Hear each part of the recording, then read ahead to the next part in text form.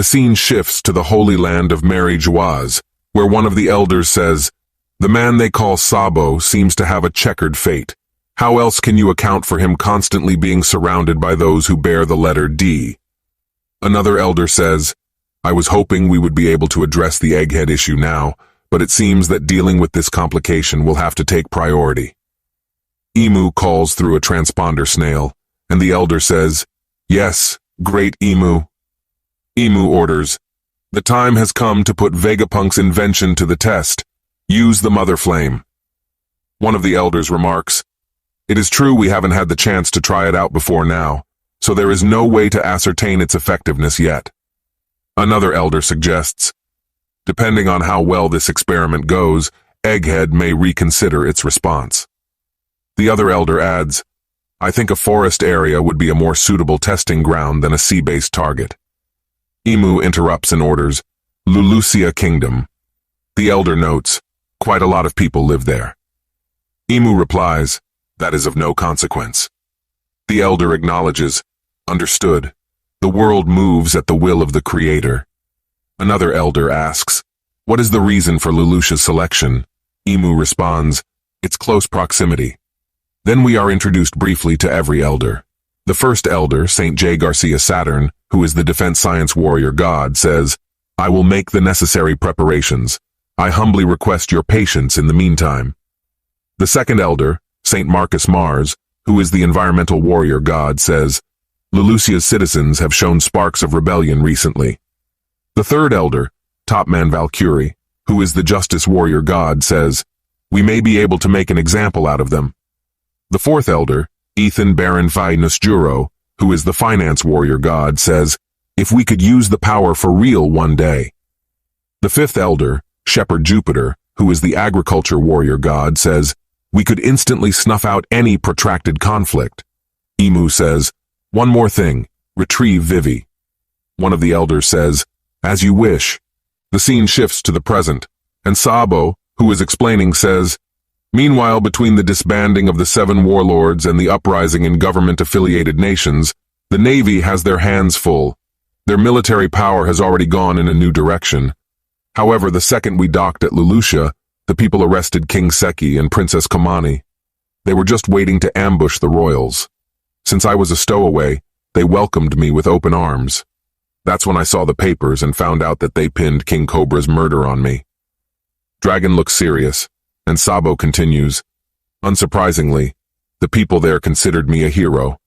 I wanted to tell them the truth, but when I saw how that lie fanned the flames of rebellion within them, the words died in my mouth. Betty and the others had already inspired many of them, and I ended up bringing many of those hopeful recruits back with me. I couldn't make direct contact without an encryption snail, so I rerouted my call through the island while we were setting sail.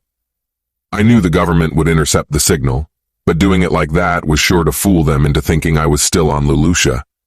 However, I was just within range, having already set out to sea with our new enlistees."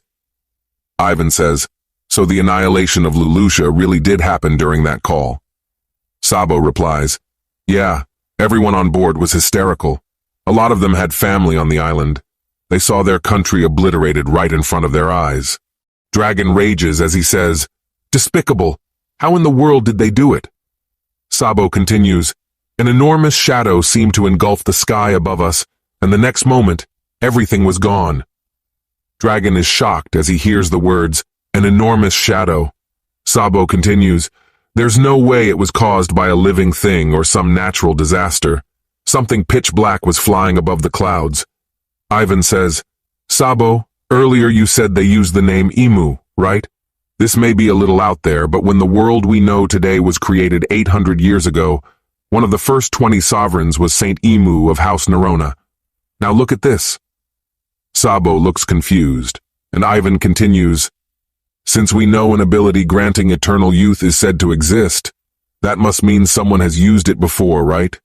Which means there is a person out there who doesn't need to worry about death."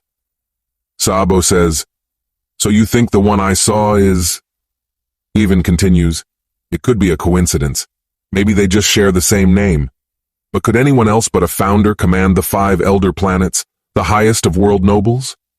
The celestial dragons fancy themselves as the descendants of the gods, after all. One more thing.